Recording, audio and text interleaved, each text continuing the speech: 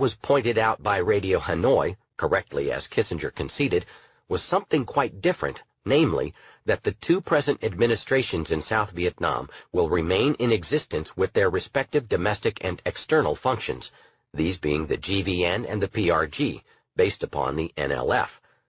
Having reached agreement, these two parties were then to move toward reunification, to be carried out step by step through peaceful means with no external, meaning U.S., interference. The differences are crucial. From its earliest days, the war was fought over the question of whether the South Vietnamese people shall decide themselves the political future of South Vietnam, as the October 9-point plan explicitly stipulated must be the case, or whether the United States would enforce the rule of its client regime, the GVN, as the sole legitimate government in the South, in accordance with Kissinger's version of the terms to which he had theoretically agreed, a version that plainly departed radically from the text. Kissinger's announcement that peace is at hand, designed with the upcoming U.S. presidential elections in mind, was also blatant deception. As his distortion of the essential terms of the agreement clearly revealed, the United States was backing away from the settlement and refusing to implement it. Nixon later explained that we had to use Kissinger's press conference to undercut the North Vietnamese propaganda maneuver, namely making public the terms of the agreement, and to make sure that our version of the agreement was the one that had great public impact. This result was substantially achieved. The media characteristically accepted Kissinger's version with no recognition that it was diametrically opposed to the terms of the 9-point plan, though the facts were plain to anyone who troubled to look at the readily available public record. The United States then proceeded with a vast shipment of arms to the GVN, while demanding substantial changes in the October agreements. Hanoi, in contrast, publicly insisted that the October agreements be signed. The media adopted the version of events relayed regularly by Kissinger, depicting him as caught between two irrational adversaries, Hanoi and Saigon. The Christmas bombings of Hanoi and Haiphong followed, causing great damage and also the loss of several dozen B-52s.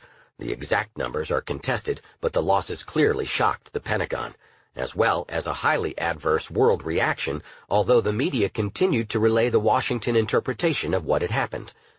Thus, Stanley Carnell wrote that evidently the primary aim of Nixon's bombings of Hanoi was to compel the North Vietnamese to return to negotiations, a curious version of the readily available facts.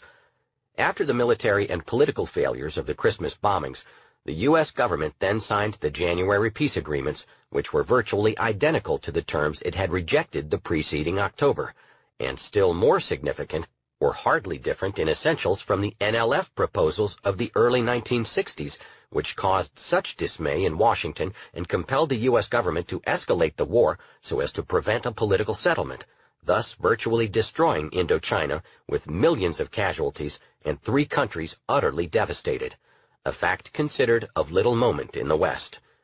The charade that took place in October was reenacted in January.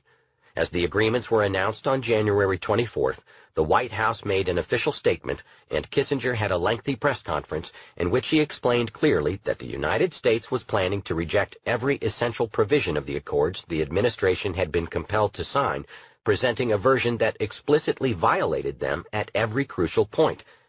In yet another astonishing demonstration of servility, the media accepted the Kissinger White House version unquestioningly, thus guaranteeing that the Vietnamese enemy would appear to be violating the agreements if it adhered to them. Recall that all of this took place during the period when the media had allegedly reached their peak level of militant opposition to state authority. Let us now briefly inspect this remarkable record. The Paris Agreements committed the United States and all other countries to respect the independence, sovereignty, unity, and territorial integrity of Vietnam as recognized by the 1954 Geneva Agreements on Vietnam. Pending reunification of Vietnam, which is to be carried out step by step through peaceful means and without foreign interference, the military demarcation line at the 17th parallel is to be regarded as only provisional and not a political or territorial boundary. In the South, there are 2 parallel and equivalent South Vietnamese parties, the GVN and the PRG. This is the central element of the agreements, which proceed to specify in detail the responsibilities and commitments of the 2 South Vietnamese parties.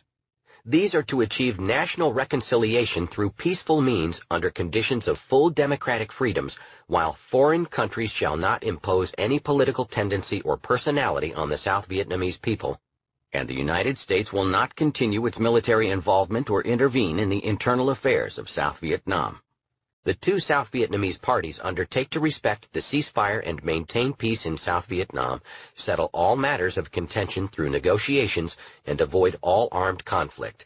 Furthermore, the two South Vietnamese parties will proceed to achieve national reconciliation and concord, end hatred and enmity, prohibit all acts of reprisal and discrimination against individuals or organizations that have collaborated with one side or the other, and in general ensure the democratic liberties of the people, which are outlined along with procedures to ensure the reconciliation undertaken by the two South Vietnamese parties.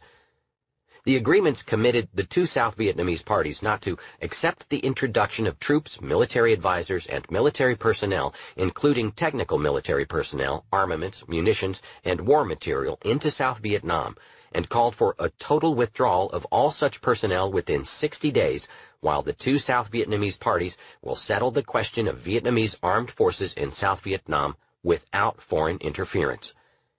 In his January 24th press conference, Kissinger made it clear that the United States maintained the right to provide civilian technicians serving in certain of the military branches, and as its forces were withdrawn after the signing of the agreements, the United States proceeded to keep or introduce 7,200 contract civilians to handle maintenance, logistics, and training jobs formerly performed by the U.S. military, many of them retired military men under the supervision of a U.S. Major General.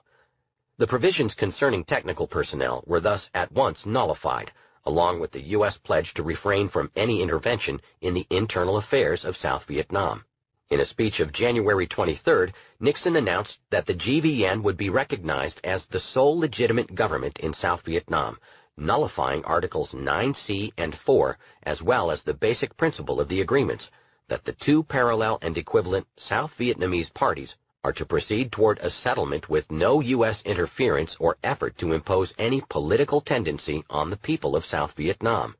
In its summary of basic elements of the Vietnam agreements on January 24th, the White House announced that the government of the Republic of South, in parentheses, Vietnam, continues in existence, recognized by the United States, its constitutional structure and leadership intact and unchanged. The reason for the parentheses being that this constitutional structure identifies the GVN as the government of all Vietnam. This constitutional structure also outlawed the second of the two parallel and equivalent parties, along with pro-communist neutralism and any form of expression aimed at spreading communist policies, slogans, and instructions, and the GVN announced at once that such illegal actions would be suppressed by force, while President Thieu stated that this is solely a ceasefire agreement, no more, no less. With these declarations, the United States and its client regime thus nullified the central principle of the Paris Agreements and flatly rejected the provisions for the two South Vietnamese parties to achieve national reconciliation and concord by peaceful means without forceful measures or repression. In short, the United States announced at once, clearly and without equivocation, that it intended to disregard every essential provision of the scrap of paper it was compelled to sign in Paris. Kissinger attempted to obfuscate the matter in his January 24th press conference, reprinted in full in the New York Times. He claimed falsely that we have achieved substantial changes from the October 9-point plan, thus implicitly offering a justification for the Christmas bombings. He stated that what the Civil War has been all about is who is the legitimate ruler of South Vietnam, and is there such a thing as a South Vietnam even temporarily until unification, claiming that the United States had achieved its objectives on these points by virtue of the specific references to the sovereignty of South Vietnam and the right of the South Vietnamese people to self-determination, and he claimed that the United States had also achieved its goal with regard to the status of the demarcation line. All of this was blatant deception. The wording of the agreements reflected the DRV-PRG position in all the respects Kissinger mentioned, while Kissinger's insinuation that the agreements permitted the United States to recognize the GVN as the legitimate ruler of South Vietnam is in explicit contradiction to the agreements he had just signed, as is his attempt to create the impression that the Civil War is between North and South Vietnam. The core provision of the Paris Agreements establishes the GVN and the PRG as the two South Vietnamese parties, parallel and equivalent, to move toward unification with the North, abrogating the provisional demarcation line, which has no political status. Kissinger was attempting to confuse sovereignty of South Vietnam with sovereignty within South Vietnam. The latter is what the war was all about from the outset, and the agreements simply reiterated the position of the enemy that this was a matter to be settled by the two South Vietnamese parties without external interference, as in the October 9-point plan. Just as in October, the purpose of this obfuscation was, in Nixon's words, to make sure that our version of the agreement was the one that had great public impact. And again, it succeeded. The media, without exception to our knowledge, accepted the Kissinger White House version as expressing the contents of the agreements, enabling them to interpret the PRG-DRV insistence on the actual terms of the Paris Agreements as an effort to disrupt them. Thus, Joseph Kraft, a liberal dove on these issues, wrote that much of the blame goes to the communists for the subsequent breakdown of the ceasefire because Hanoi has never abandoned the objective of unifying all of Vietnam. That is, Hanoi has never abandoned its objective to living up to the terms of the Geneva Accords of 1954, now explicitly reiterated in the Paris Agreements of January 1973. As a dove, he also added that just as much of the blame goes to President Thieu, but none, of course, can be assigned to Washington. He cites communist military actions in the South and dispatch of equipment as the major reason for the breakdown of the ceasefire, citing no evidence. As we shall see, the facts reveal quite a different reason. At the liberal extreme of U.S. opinion, Tom Wicker wrote that American policy, which never accepted the Geneva Agreement, came to insist instead that South Vietnam was a legally constituted nation being subverted and invaded by another power, and that view is implied even in the documents that finally produced the ceasefire. Wicker adopts Kissinger's version, which is in explicit contradiction to the actual documents. These simply reiterate the long-held position of the NLF and Hanoi with regard to the status of South Vietnam. In the New Republic, Stanley Carnow wrote that the Viet Cong considers the PRG to be a parallel administration, failing to observe that it is not only the Viet Cong, but also the Paris Agreements just signed by the United States government that assign to the PRG a status exactly parallel to that of the GVN. In Newsweek, Stuart Alsop proclaimed that if the marvelously elaborate Nixon-Kissinger settlement survives more or less intact, we will have won the war, which would be true under the Nixon-Kissinger interpretation, although under the evidently irrelevant terms of the Paris Agreements, the United States had abandoned its war aims and accepted the basic proposals of the Vietnamese enemy. Newsweek went on to explain in the same issue that Hanoi has now accepted the provision that North and South are divided by a sacrosanct